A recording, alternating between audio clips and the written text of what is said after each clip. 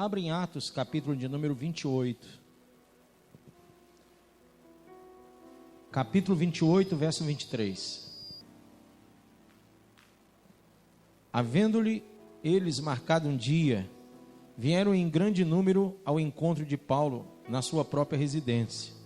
Então, desde a manhã até a tarde, lhes fez uma exposição em testemunho do reino de Deus, procurando persuadi-los a respeito de Jesus, tanto pela lei de Moisés, como pelos profetas. Vamos ler de novo esse texto? Então, desde a manhã até que hora? Vocês estão lendo comigo ou vocês estão só com a Bíblia aberta? Então vamos lá. Então, desde a manhã até a tarde, lhes fez uma exposição em testemunho do reino de Deus, procurando persuadi-los a respeito de Jesus. Quem fez? Digo, o apóstolo Paulo. Tanto pela lei de Moisés, como pelos... Pronto, ele estava expondo aquele povo pela lei de Moisés e pelos profetas. Por quê? Porque ele tinha que falar de Jesus e da promessa de Jesus, amém? Houve alguns que ficaram persuadidos pelo que ele dizia, outros, porém, continuaram o quê? Isso, incrédulos. E havendo discordância entre eles, despediram-se dizendo: Paulo, estas palavras: bem falou o Espírito Santo a vossos pais, por intermédio do profeta Isaías, quando disse... O que é que ele disse? Diga comigo: vai a este povo e dize... De ouvido ouvireis e não entendereis, vendo vereis e não percebereis, porquanto o coração deste povo se tornou endurecido, com os ouvidos ouviram tardiamente e fecharam os olhos, para que jamais vejam com os olhos, nem ouçam com os ouvidos, para que não entendam com o coração e se convertam e por mim sejam curados. Olha que processo, o processo da salvação, amém? Tomai, pois, conhecimento de que esta salvação de Deus foi enviada aos gentios, e eles a ouvirão. Ditas essas palavras, partiram os judeus, tendo em si grande contenda. Põe a mão mais uma vez sobre a Bíblia e diga: Senhor, revela-me então esse texto, Pai, para que eu possa gerar dentro de mim uma expectativa de salvação. Uma vez, Deus, que não há salvação se não for por teu intermédio, por intermédio de Jesus Cristo. Assim sendo, Deus, abre o meu entendimento, para que eu possa desfrutar agora do mais profundo e sincero entendimento daquilo para o qual o Senhor enviou esta mensagem. Diga amém. Amém. Pode sentar.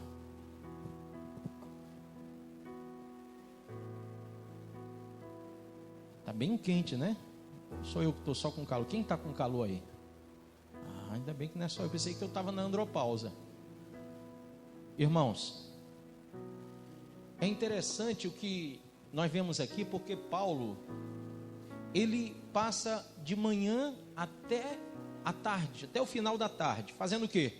Tentando persuadir aqueles homens que criam na lei, aqueles homens que viviam segundo o mosaísmo, a lei mosaica, e eles não tinham outro entendimento a não ser aquilo que eles haviam vislumbrado pela lei.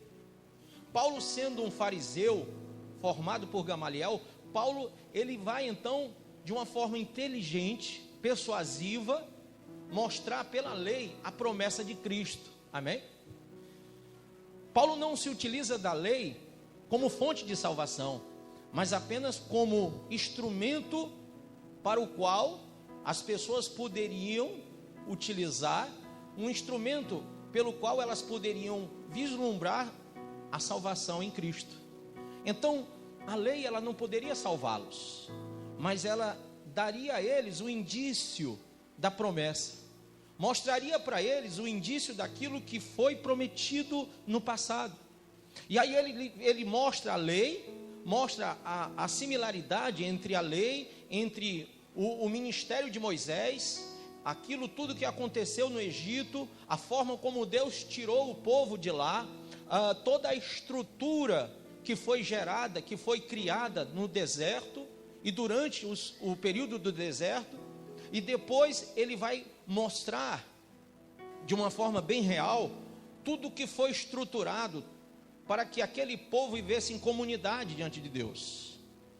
Então, amados, depois que ele mostra a lei e depois que ele mostra toda a estrutura da lei, ele também segue as fontes que porvieram nesse período, os profetas que foram levantados, os profetas que foram arautos de Deus, aqueles homens que repetiram as palavras que eram necessárias serem ouvidas, e repetiram alguns milagres que eram necessários serem vistos.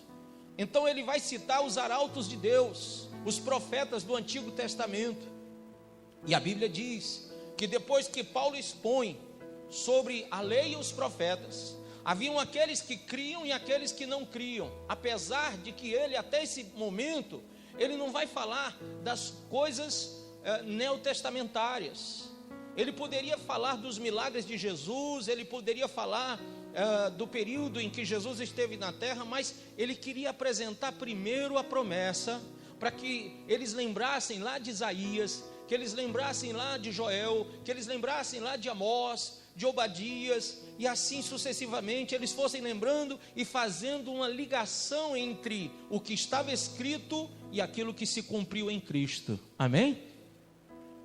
É interessante, chega aqui, pastor, é interessante que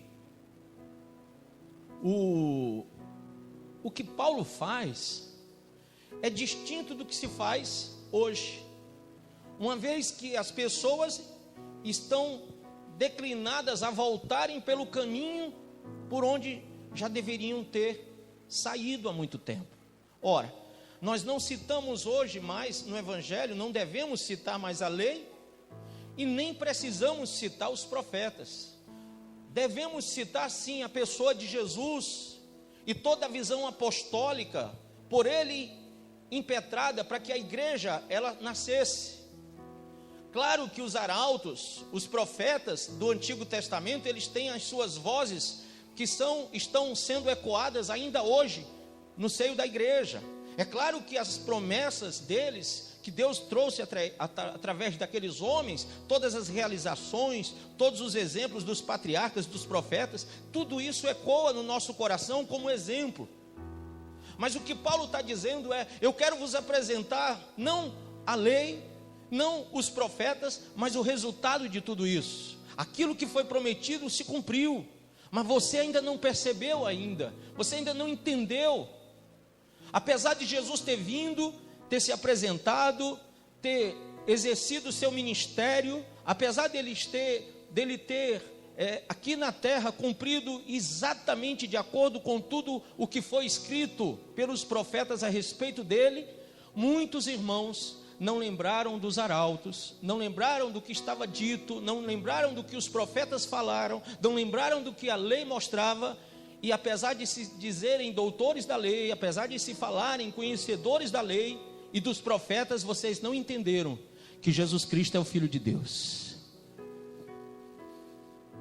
Então ele citou o profeta Isaías, e citou de uma forma tão singular, quando Isaías fala que aqueles teriam ouvidos, mas não ouviriam, olhos, mas não veriam, e não conseguiriam que essa palavra chegasse até o coração deles, porque se ela chegasse ao coração deles, eles seriam curados da cegueira, uma cegueira chamada religiosismo, proselitismo. Eles estavam tão ligados à visão religiosa, que eles só sabiam falar entre eles sobre essas coisas, mas eles não conseguiam enxergar o céu. Eles não entendiam o céu, eles não entendiam o sobrenatural de Deus. Quando eles viram Jesus, eles não viram o Filho.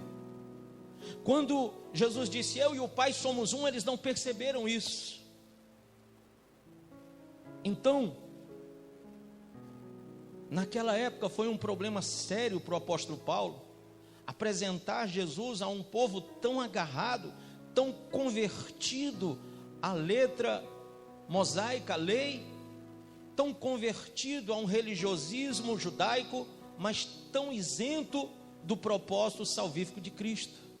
Foi difícil para ele apresentar. No entanto, irmãos, me veio à memória, lendo esse texto, o que o profeta Jeremias, um dos arautos de Deus, falou no capítulo 3, e se cumpre hoje nos nossos dias. Abra aí no capítulo 3 de Jeremias, versículo de número 14. Diz assim: convertei-vos, ó filhos rebeldes, diz o Senhor, porque eu sou o vosso esposo, e vos tomarei um de cada cidade, 2 de cada família, e vos levarei a Sião. Dar-vos-ei pastores, segundo o meu coração, que vos apacentem com 2 coisas que são prioridade de Deus. Pastor, me diga por que essas 2 coisas são prioridades de Deus. E eu vou dizer para vocês. Perguntando, eu vou responder. Quais são os 2 primeiros dons apresentados lá em Coríntios? Quais são os 2 primeiros dons? O dom do conhecimento e o dom da inteligência. Sim ou não?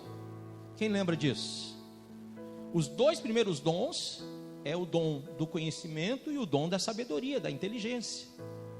E aí a Bíblia diz: dar-vos-ei pastores segundo o meu coração, que vos apacentem com, diga comigo, conhecimento e com inteligência, sabedoria. Quem lembra que foi isso que Salomão pediu e agradou o Senhor? Ele podia pedir qualquer coisa, mas ele vai e diz: Senhor, eu quero ter conhecimento e quero ter sabedoria. Porque Salomão queria representar para Israel um pastor, como foi Davi. E ele precisava dessa visão de Davi, da revelação que Deus deu a Davi. Então, Senhor, me dá conhecimento e me dá sabedoria. Amém? E aí ele diz: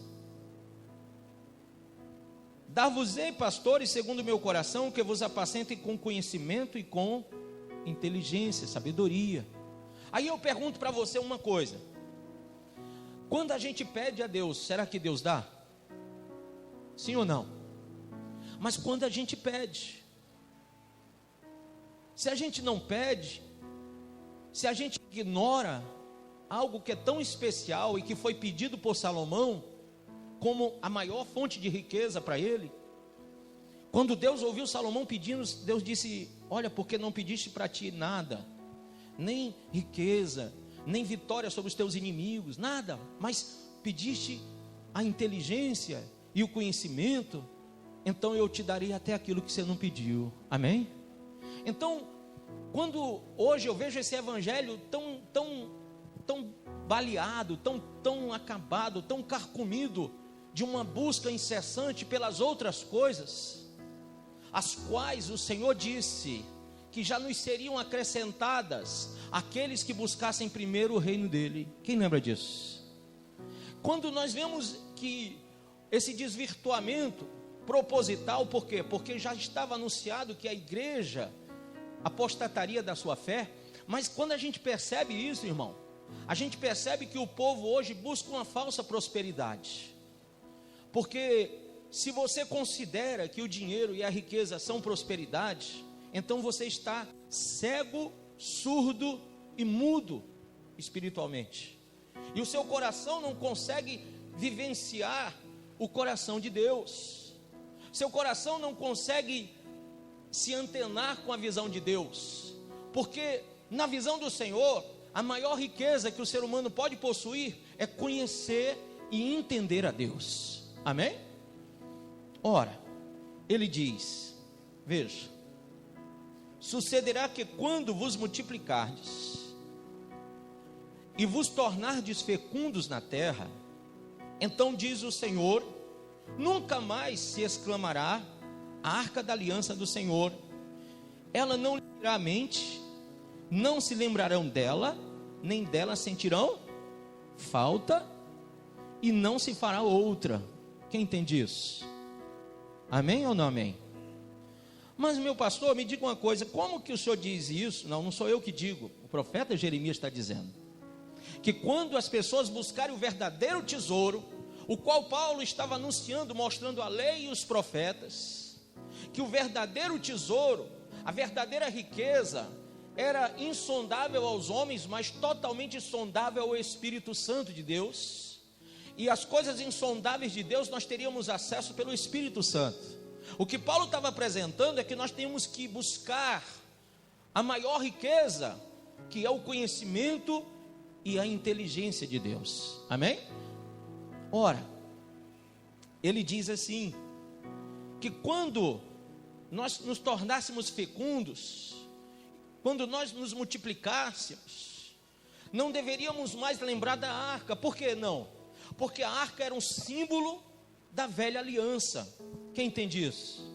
A arca não é um símbolo da nova, mas da velha aliança. O Senhor mandou que fosse preparada a arca, mandou que o povo preparasse, colocasse ali no tabernáculo e depois no templo erguido por Salomão, como um símbolo da presença dele no meio do povo. Mas quando Jesus veio, nós temos que entender que a arca já não tem mais o efeito, já não tem mais o porquê de ser, porque Jesus nos deu uma promessa. Qual foi? Quem lembra? Eis que estarei convosco até a consumação dos séculos. E ele fala a Tomé e diz: Tomé, tu crestes porque tocaste nas minhas mãos e nos meus pés, mas benditos são aqueles que não viram, mas creram. Amém? Então a promessa do Senhor, anunciada pelo apóstolo Paulo de uma forma inteligente, de uma forma conhecedora, mostrando a lei e os profetas, era tão somente o arcabouço para que a igreja nascesse naquele momento com uma revelação maior da nova aliança. E a nova aliança estava não na arca, porque Jesus não mandou que ninguém tomasse a arca para segui-lo, mas a cruz. E a revelação estava no Calvário, a revelação estava no sangue derramado. Este sangue é a nova aliança, amém? Quando ele faz, lá em 1 Coríntios 11, no verso 23, ele mostra o cálice para todos os seus discípulos e diz: esse cálice é a nova aliança no meu sangue, fazer isso todas as vezes que vocês beberem em memória de mim. Por que em memória de mim? Porque assim como no passado foi anunciado pela lei e a revelação dos profetas de pai para filho, Jesus deveria ser anunciado de pai para filho. A igreja iria se formar em memória, ela deveria lembrar de tudo o que Jesus ensinou. E é interessante que nós lembramos mais de Moisés e Abraão e dos profetas nesse evangelho de hoje do que nas palavras de Jesus. Se nós procurarmos identificar alguns cristãos do período hoje, e nós buscarmos dentro deles a revelação de Jesus, eles não vão ter muito o que falar, mas de certo que eles saberiam dissertar sobre Abraão, sobre Isaac, sobre Jacó, sobre Moisés, sobre alguns dos profetas. De certo que eles teriam no arcabouço do seu conhecimento a história de Sansão, de Dalila, ou algo que lhes pudessem trazer à memória as revelações do passado em prol de uma subjetividade, ou seja, de uma revelação ou de um acontecimento que lhes trouxesse o resultado material nesse momento. Agora pense, Paulo diz: não, gente, eu quero apresentar a vocês pela lei e pelos profetas Jesus Cristo, que foi morto e ressuscitou. Mas esse que foi morto e ressuscitou, ele o fez para que se cumprisse o que estava escrito por ele, através dele. Ele estava no princípio de todas as coisas, e tudo foi revelado por meio dele. Sabe, esse Jesus que eu estou apresentando, Joel já falou sobre ele. O Salmo de número 22 mostra todo o seu Calvário. Davi escreve na visão que Deus lhe deu no Salmo 22, todo o Calvário de Jesus. E Paulo começa a citar os profetas, e começa a mostrar textos para que desde a manhã até a tarde aquele povo se converta. Mas o povo não se converte. porque o coração daquele povo estava tão voltado para a arca, para a lei, para as coisas judaicas, para os costumes, sabe? Eles estavam tão cheios de filactérios, eles tinham tantos amuletos, eles tinham tantas indumentárias religiosas, que isso fazia com que o coração deles ficasse realmente saciado. Sabe quando você quer comer algo e alguém lhe dá outra coisa e não aquilo que você quer comer, e você come porque só tem aquilo, e de repente você sente que encheu, que não cabe mais nada, mas o prazer, o gosto, a alegria de ter comido, de ter se saciado com aquilo que você tanto queria, você não tem. É isso que Paulo está falando. Estavam dando ao povo um alimento que não era o alimento. Claro que a religião ela tem o seu vislumbre para que o homem encha os olhos, encha o coração, sabe? É claro que ela está cheia de liturgias, ela está cheia de coisas que podem encher o nosso coração, e até a gente chegar ao ponto de pensar que estamos saciados por ela. Nós podemos pensar que tocando em algo podemos ser curados. Nós podemos pensar, através da religião, que apenas sentando no culto, na igreja, ouvindo a palavra que o pastor prega, estamos saciados, alimentados. Podemos pensar que podemos cair e nos levantar a todo momento e negligenciar a vida em santidade. Podemos achar que Deus é tão rico em perdoar, que podemos ser tolos o bastante para acreditar nessa fragilidade do coração de Deus e pensarmos, não, Ele precisa tanto de mim, que Ele vai suportar todo o meu pecado, Ele vai suportar toda a minha iniquidade, toda a maldade da minha vida, e mesmo assim Ele vai me perdoar, porque eu estou na igreja. Ou podemos ser inteligentes o bastante para dizermos não ao alimento que nos está sendo trazido, e nos afinarmos na visão de Deus, e comermos o pão que simboliza o corpo, e bebermos o cálice que simboliza o sangue. Ou como fez um dia Daniel, comermos apenas o legume e bebermos água, e deixarmos a mesa de Nabucodonosor, ou seja, nos desviarmos daquilo que não presta para nós, de nos desviarmos daquilo que está sendo colocado para nós como verdade sem ser. É o que Paulo está revelando. E é o que Jeremias diz, veja aqui no versículo ainda 17. Naquele tempo chamarão a Jerusalém de trono do Senhor, nela se reunirão todas as nações em nome do Senhor, e já não andarão segundo a dureza do seu coração maligno. Ele fala dos últimos dias, ele fala do momento em que as pessoas vão entender que não precisam de arca, da revelação máxima de Jesus. Mas como que as pessoas estão entendendo quando as igrejas, elas colocam arcas dentro assim enormes? Sim ou não? Quem já viu isso? Elas carregam arca hoje, sabe? É incrível. É um sincretismo judaico tão grande que os pastores estão se vestindo de rabinos ou de fariseus, deixaram o costume do protestantismo. Sabe qual seria o nome da nossa religião, irmãos? Quem gostaria de saber o nome dessa religião? Talvez você seja dela e não saiba, mas nós somos católicos, apostólicos, cristãos. Nós não somos católicos, apostólicos, romanos, mas nós somos católicos porque o nome catolicismo quer dizer universal, apostólicos porque vem da igreja apostólica de Cristo, amém? E cristãos porque temos o cristianismo como fundamento de vida, regra e prática, amém? Nós não somos crentes, nós não somos crentes evangélicos. Isso aí é um erro. Eu sou crente, crente até o diabo é, já diziam muitos, né? Já disseram essa frase. Evangélico, todo mundo é também, irmão. Como é fácil ser evangélico, você entra aqui e diz, eu sou evangélico a partir de hoje, aceitei Jesus, levantei a mão. Levantei a mão, então eu sou evangélico, porque agora eu estou sentado na igreja da Assembleia de Deus Cristo Salva, estou aqui e frequento os cultos e já sou dizimista da igreja e até já me batizei nas águas e enfim, já conheço o meu pastor, enfim, já sou evangélico. Talvez na nomenclatura de que a igreja ensine os evangelhos, você tenha se tornado, entre aspas, um evangélico, mas isso não quer dizer que você é católico, apostólico, cristão. Isso não quer dizer que você é cristão, nem que você vive a visão apostólica, muito menos que você é a igreja universal de Deus. Amém ou não amém? Quem está entendendo? Porque a igreja verdadeira, ela não é composta de 4 paredes. A igreja verdadeira é o corpo de Cristo, que está espalhado pelos 4 cantos da terra.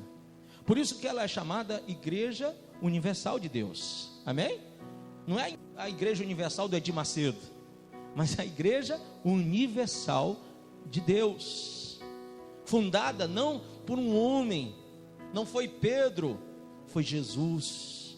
Amém? A pedra angular.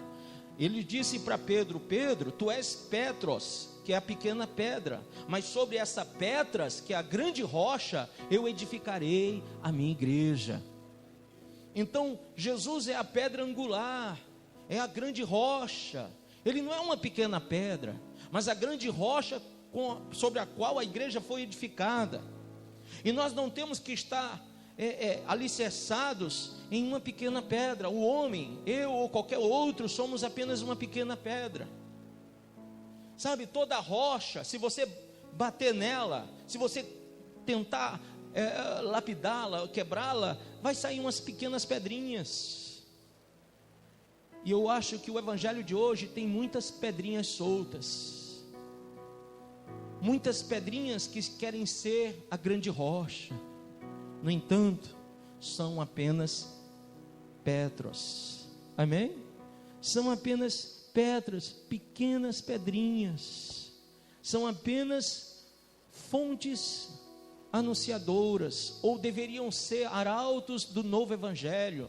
Deveriam ser, como foram os profetas no passado, hoje os pastores devem se tornar arautos de Jesus, visão apostólica de Jesus, falando, repetindo a sã doutrina, repetindo as palavras. Por isso que Paulo vai de manhã até de tarde, porque ele tem que repetir aquilo que não estava sendo dito. Ele precisava falar.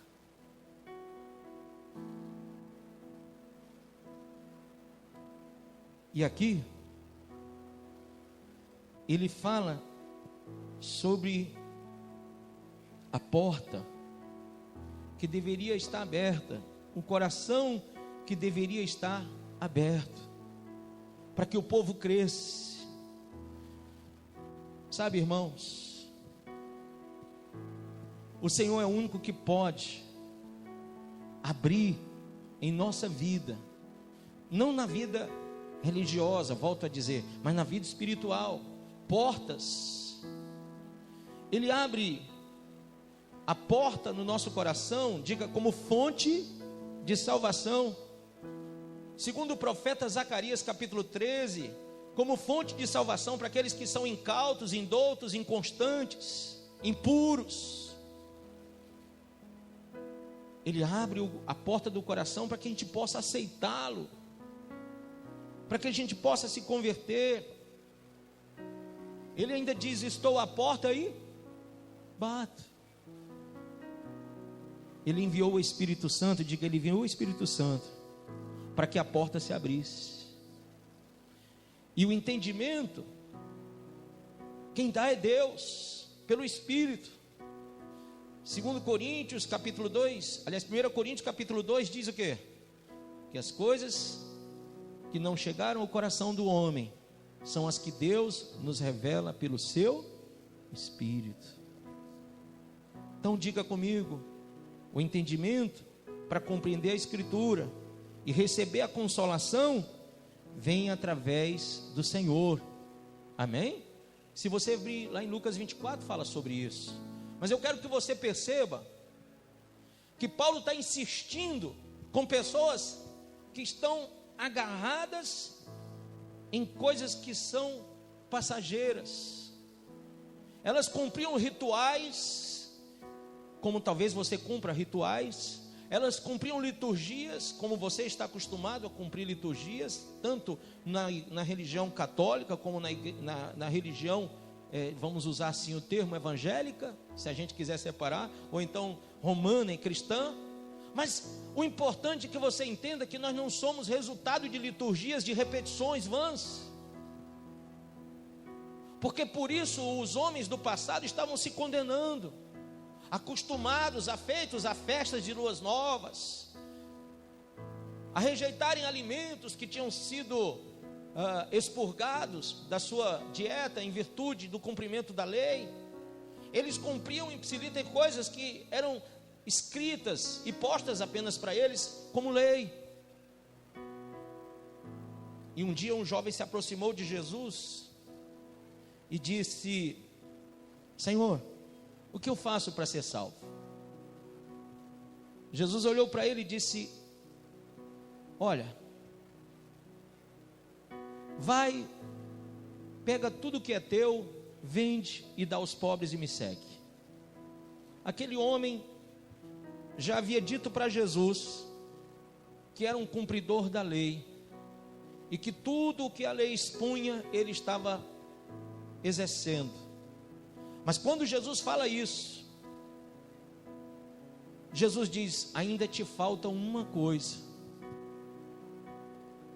Jesus vai direto àquilo que apontava dentro dele como o mais importante de tudo.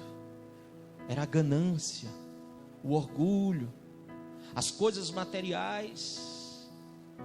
Sabe, quem estava falando com ele era o Rei dos Reis, Senhor dos Senhores, ao qual o diabo, lá em Mateus, no capítulo 4, ele tentou e ofereceu todas as riquezas do mundo.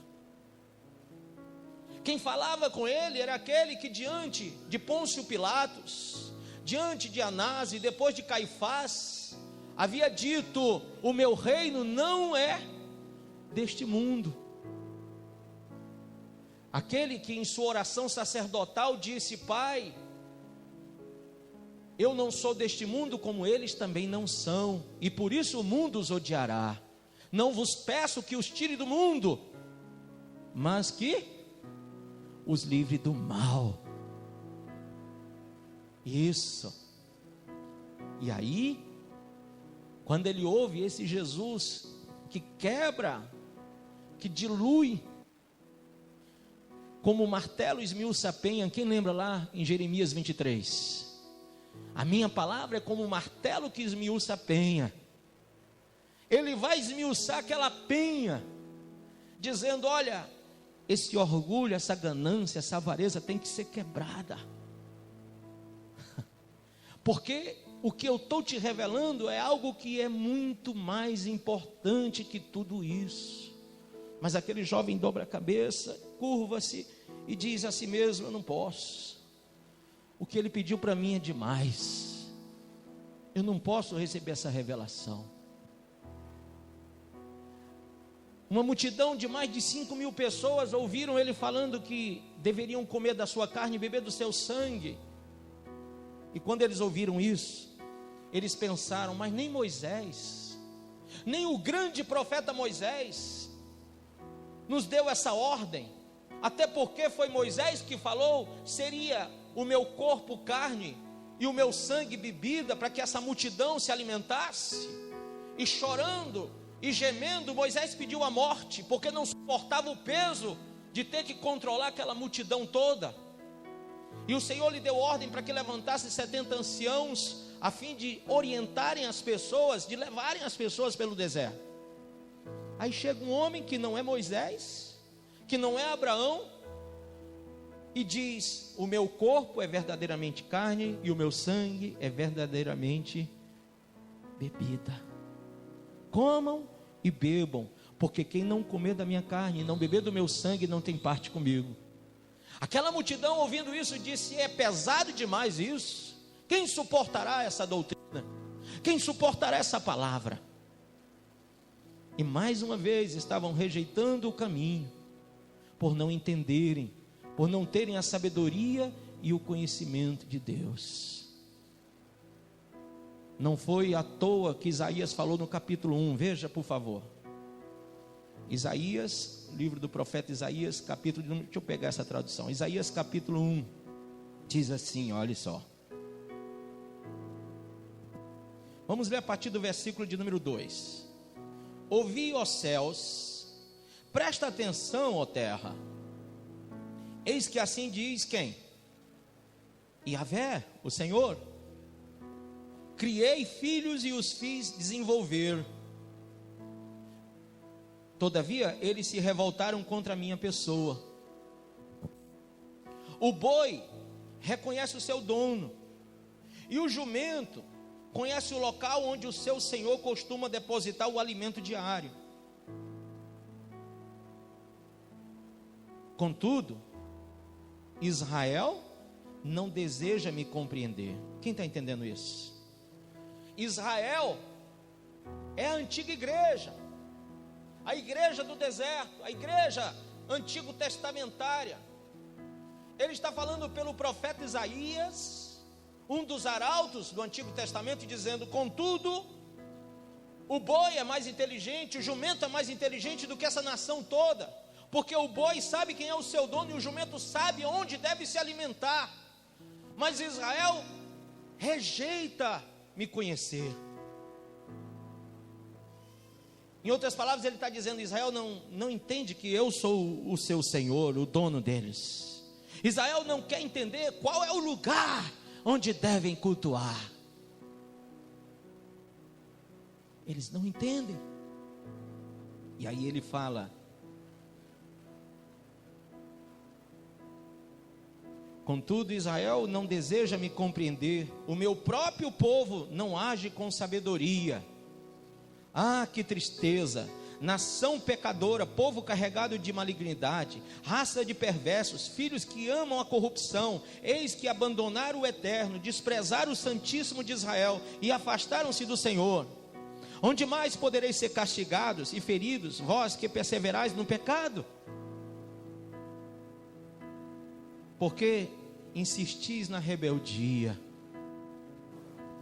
De fato, toda a cabeça está em chagas, e o coração tomado pelo sofrimento.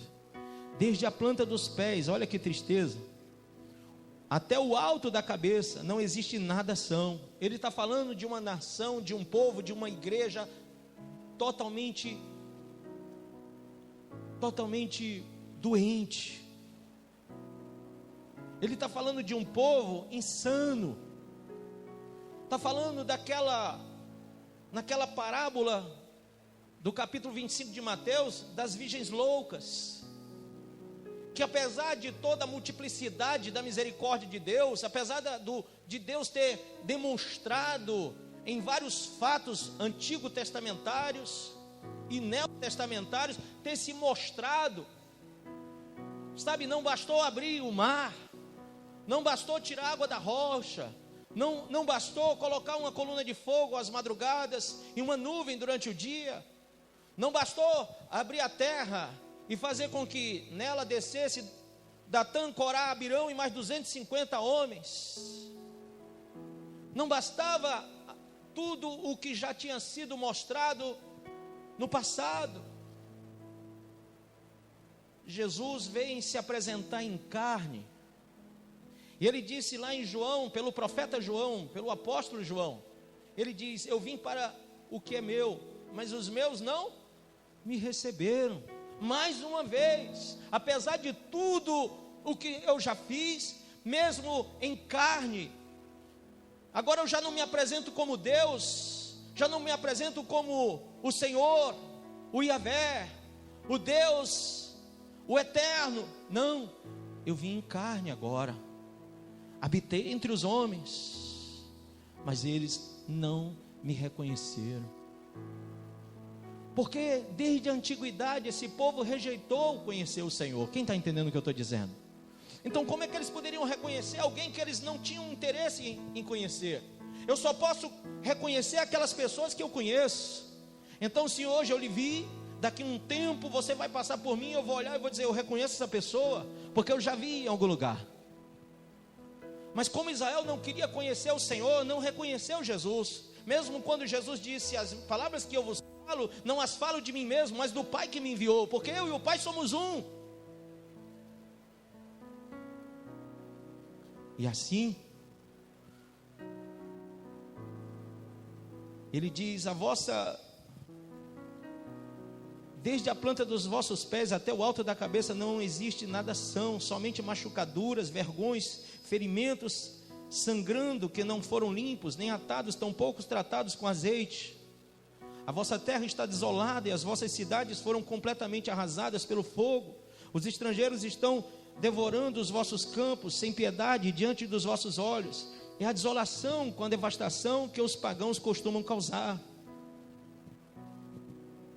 E aí ele vai descrevendo em Isaías 1 a situação periclitante, a situação tão deficitária daquela igreja antigo testamentária.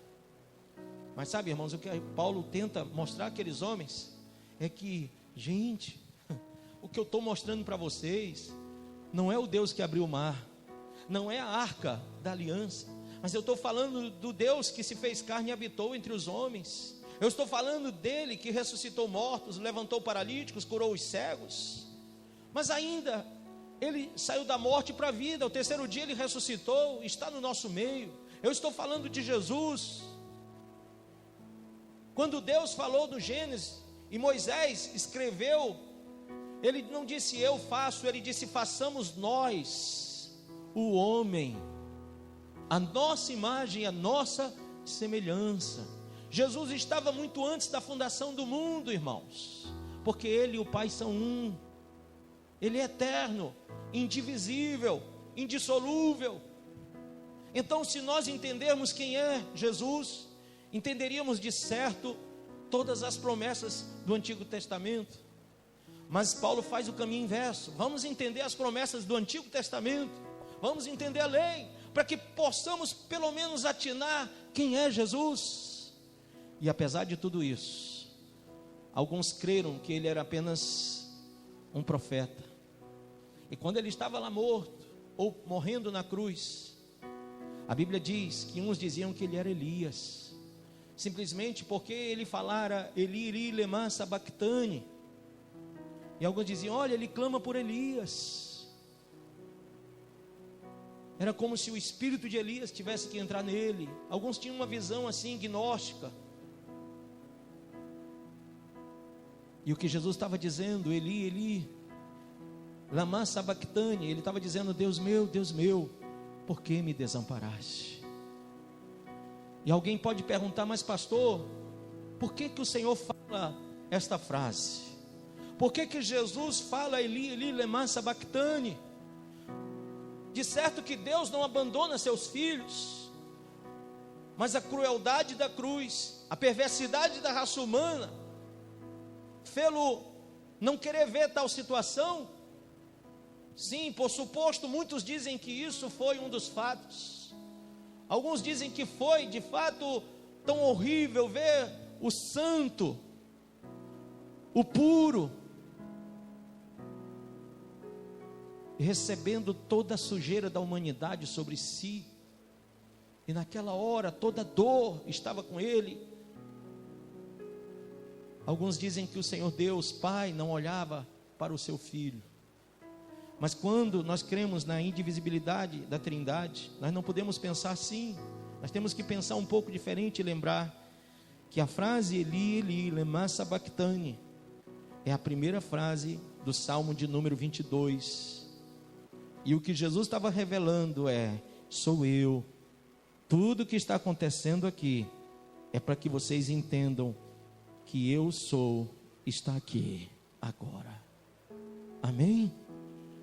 Eu sou a revelação de Davi no 22.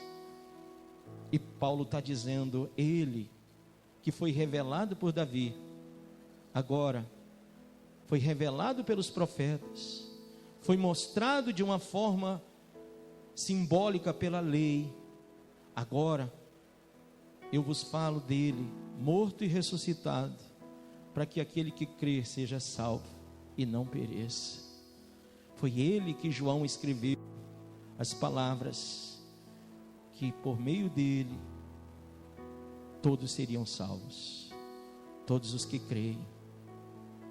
Ah, irmãos, de que forma você crê em Jesus? Será que você entende que não pode haver nada entre você e Deus? E se você realmente crê em Jesus, você vai ter que estar disposto a fazer 6 coisas fundamentais. Diga assim, a primeira coisa, diga: eu devo deixar o caminho velho. Amém? Eu devo deixar o caminho velho. E isso quer dizer também tudo que ficou para trás. Quando Paulo fala aos Filipenses, quando ele fala lá no capítulo 3 e diz: esquecendo-me das coisas que ficaram para trás, prossigo para o alvo. Amém? Eu prossigo para a minha soberana vocação em Cristo. Ele está dizendo: gente, eu não tenho que me lembrar do que foi, do passado, do que eu fui. Eu não tenho que me lembrar de coisas que se foram, mas eu preciso entender, atinar para as coisas que agora me foram reveladas.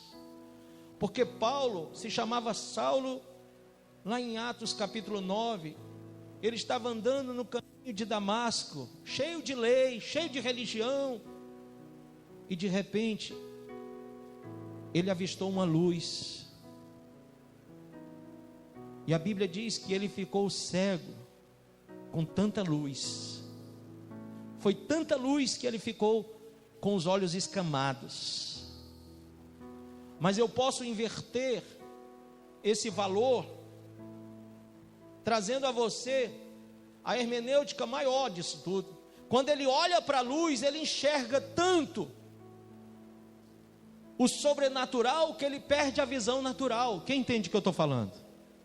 Quando você olha para a Bíblia de uma forma verdadeira, quando você é revelado pelo Espírito Santo, quando você entende Jesus, você vê uma luz tão forte que você fica cego para o mundo. O seu olho para as coisas do mundo fica escamado. Você já não consegue mais andar no mundo. Se você for tentar, você vai esbarrar em coisas. Os homens tiveram que levar Paulo para uma cidade próxima. Sabe por quê? Porque Paulo não enxergava nada. Saulo de Tarso estava cego para as coisas do mundo.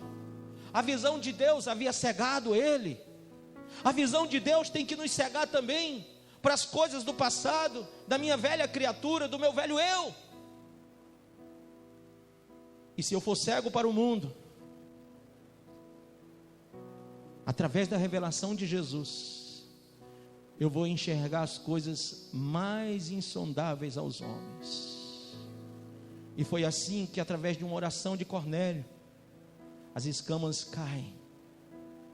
E quando elas caem, lhe vem a nova e viva esperança da eternidade, que faz Saulo se tornar Paulo, apóstolo de Cristo, mensageiro de Cristo, não mais mensageiro de Gamaliel, não mais mensageiro do judaísmo, não mais um rabino judaico. Agora Paulo era apóstolo de Cristo, revelador, arauto da nova aliança em Cristo Jesus, um homem que estava ali mostrando o novo e vivo caminho, mostrando a luz que ele havia enxergado através de uma conduta moral, de uma conduta espiritual elevada. Ele estava demonstrando às pessoas que não era mais uma religião, mas um caminho verdadeiro.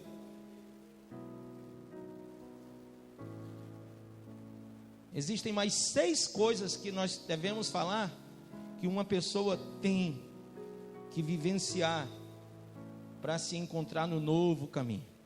A primeira é deixar o caminho velho. E as outras 6 coisas, domingo eu falo para vocês. Amém?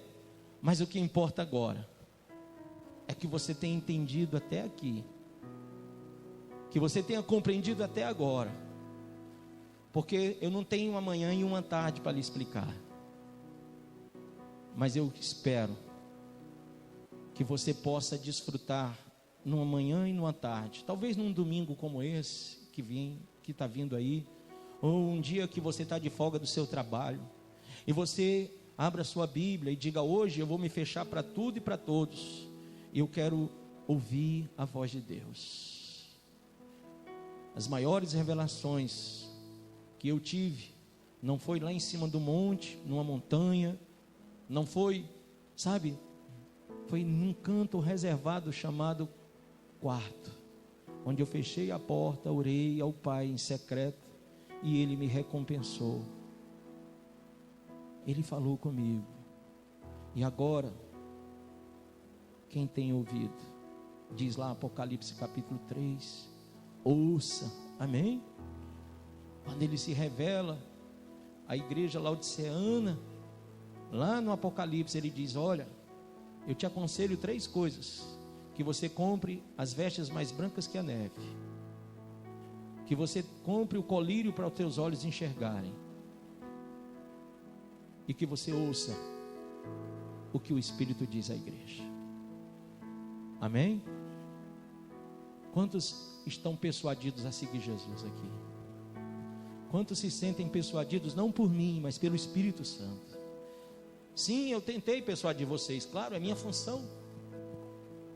Usar o conhecimento e a inteligência, a sabedoria que vem do alto, o dom do Espírito, para iluminar o máximo possível, como esse ambiente está iluminado, iluminar o máximo possível o seu coração, a fim de que você tenha uma reflexão introspectiva, que você ilumine lá dentro do seu coração e perceba todos os erros que você tem cometido, toda a frieza, todo o afastamento, toda a apostasia, todo o desvio, toda a incredulidade, e você ouça a voz de Deus e se converta, e seja curado, porque aquela igreja antigo testamentária estava muito doente, e Jesus um dia, só terminando com essa frase, Ele disse: eu não vim para os sãos, eu vim para os doentes. Ele veio para aquele que estava doente. Pastor, eu não estou doente. Claro que está. Falta de conhecimento, falta de sabedoria, falta de inteligência, faz você caminhar caminhos que não são do Senhor. Segundo o profeta Isaías no capítulo 55, os caminhos deles são mais altos que os vossos caminhos, e os pensamentos deles são mais altos que os vossos pensamentos. Então, irmão, é estutice, é meninice, é loucura você apenas ser evangélico e não ser cristão. Quando você não sabe repartir, quando você não sabe doar de si, quando você não sabe o que é amar o próximo como a si mesmo, quando você não entende o que é colocar Deus acima de todas as coisas, você ainda não começou a cumprir, quiçá, os primeiros propósitos que Deus colocou no Novo Testamento. Você ainda não sabe o que é colocar Deus acima de todas as coisas. Você ainda tem prioridades, você ainda tem propósitos pessoais, você ainda tem desejos humanos tão lascivos que te impedem de ter comunhão com o Espírito Santo. E eu quero que você hoje veja a luz de Deus. Lá no Salmo 119, se eu não me engano, versículo 105 diz: lâmpada para os meus pés é a tua palavra e luz para o meu caminho. Que você enxergue essa luz tão forte que seja cegado para o mundo hoje. E agora, quando você se converte, as distâncias ficam pequenas, porque tudo que você quer é estar no lugar certo, no momento certo, de forma correta, seguindo a Deus, o caminho, a verdade e a vida. Ele se revela para você. Fique de pé em nome de Jesus. Você acabou de ouvir essa poderosa ministração da palavra de Deus. Eu creio que sua vida foi abençoada. Eu quero que você ore comigo, profetizando sobre a sua vida a salvação que vem de Cristo Jesus. Ore conosco. Deus Pai, em nome de Jesus, nós te agradecemos por esta palavra, e que o Senhor possa abençoar a vida de cada um que nos viu, que nos ouviu nesse dia. Deus Pai, em nome de Jesus, que esta pessoa esteja agora entregando a sua vida, recebendo a salvação que vem do Senhor. Pois assim, Pai, nós profetizamos salvação, cura, libertação, em nome do Pai, do Filho e do Espírito Santo de Deus. Amém.